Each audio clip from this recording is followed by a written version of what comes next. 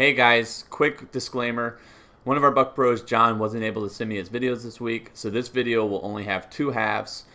Again, please leave a like, comment, subscribe to help grow our channel. And without any further ado, here's episode 7. Hey guys, welcome back to the podcast. So glad to have you guys back after the bye week. We're a quarter of the way through the season, and the Bucs are standing at an even 2-2. And in this segment, we thought we'd bring you certain things we need to bring up to par to better our record going into the second quarter. So I'm going to bring you one offensive and one defensive part of the Bucs game that we need to do better with. And I think they're both pretty obvious. I'll start with the offensive side of the ball. I think it's pretty fair to say that we need to do a better job at run blocking. I was going through the statistics earlier today, and we are dead last in rush yards throughout the whole season. We're the only team without 300 yards rushing. We are even more telling, dead last in rush yards per attempt at a measly 3.1. And if it weren't for the Arizona Cardinals playing more games than we have, we'd be dead last at rush yards per game. So obviously something needs to change. And I really can't fault the running backs at all. Peyton Barber, Jacquizz Rodgers, even Ronald Jones when he's in the game. They all seem to be running their darndest. And it's just they have no space to create any separation to actually run the ball. So if you look at us as a team, the power runs, we get stuff at the line or behind the line, and then we might try something like a jet sweep or anything like that, and we miss an assignment on a linebacker, and the linebacker brings us down for minimal gain, if any. I think it's a team thing. I can't just pin it on the offensive line. I think everybody, the wide receivers and the tight ends, we all have to do a better job at blocking for our runners. And I also think that this would help us tremendously. I think teams, especially Pittsburgh, when the Pittsburgh came to town, we saw that teams were figuring us out as one-dimensional. All they can do is pass the ball. So they bring blitz after blitz after blitz. They give Fitz or Jameis or whoever's the quarterback no time to throw the ball, and our offense just goes dead. So, and we definitely saw that against Chicago. So we definitely need to involve the running game a lot more. Also dead last in rush attempts with 91. So we definitely need to do a lot more in the running game. I think if we figure that out, our offense is pretty well-rounded. I don't think anybody is harping on the receiving game. It's just the running game that needs to be brought up to speed. So once we figure that out, I think we'll be hard to stop. The defensive side of the ball, however, is an entirely different story. There's not one thing that I can say that we need to improve on. We need to improve on everything. The only good thing I can say is maybe mediocre defensive line play, and that's solely based on JPP's performance this season. The guy is playing lights out with 4 sacks through 4 games. He has half of our total sacks on the team, so he's doing really well, and he's serving the line great.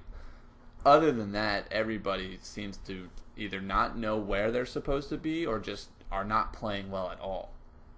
Linebacker coverage, terrible. Coverage in the secondary, abysmal. We need to do everything better. And when you see this, to me, it's a sign of the defensive coordinator, obviously. If we have talent, we obviously have talent with guys like David. I've seen David have an all-pro season in 2013. I know the guy can play. Justin Evans, talent. Quan Alexander, talent. We have talented players on the defense. And we're going on 3 years now where we have the worst passing defense in the league. Again, last in yards per game, last in touchdowns. We've given up 13 touchdowns through the air this season.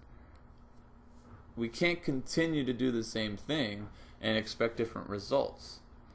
So when I see a defense that's totally out of position, obviously, to me, I think the defensive coordinator needs to reel them in. He either needs to try something different or, he needs to try something different. That's it. He just needs to try something different.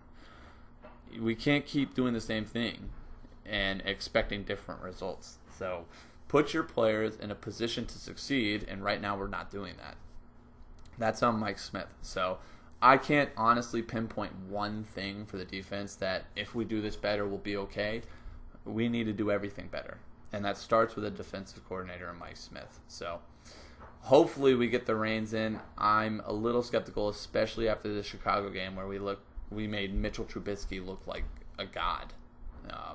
That made me sick to my stomach to watch. So I'll keep my fingers crossed. But right now, the podcast is going into halftime. I'll see you guys in the second half.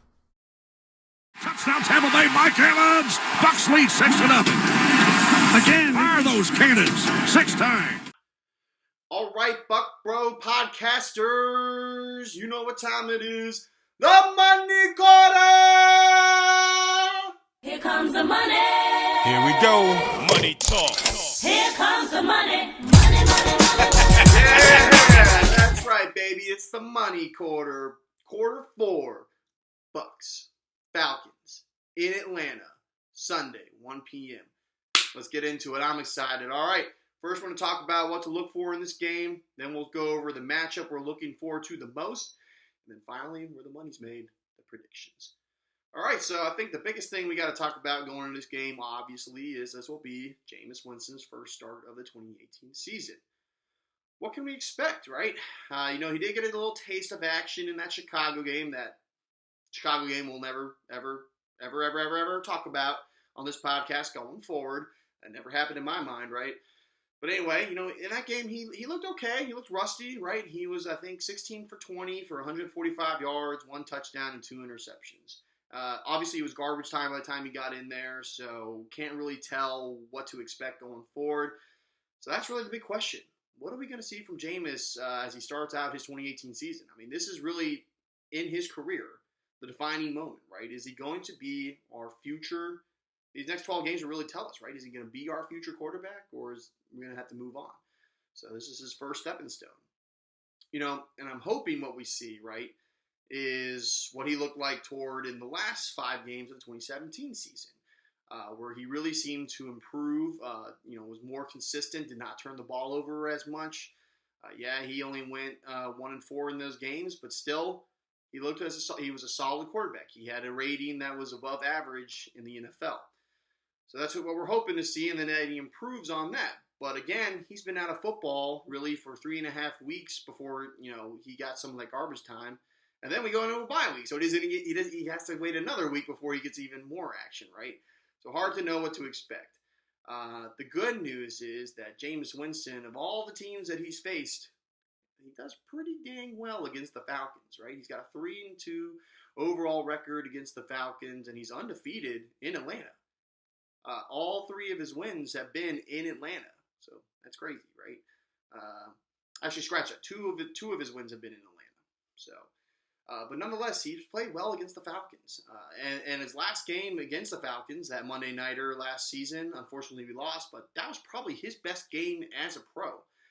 27 of 34 for almost 300 yards and 3 touchdowns, and the big one, 0 receptions. So hopefully he keeps that momentum going against the Falcons, and we get to see the good Jameis in this game, right? All right, the second thing we got to talk about is what to expect from our defense.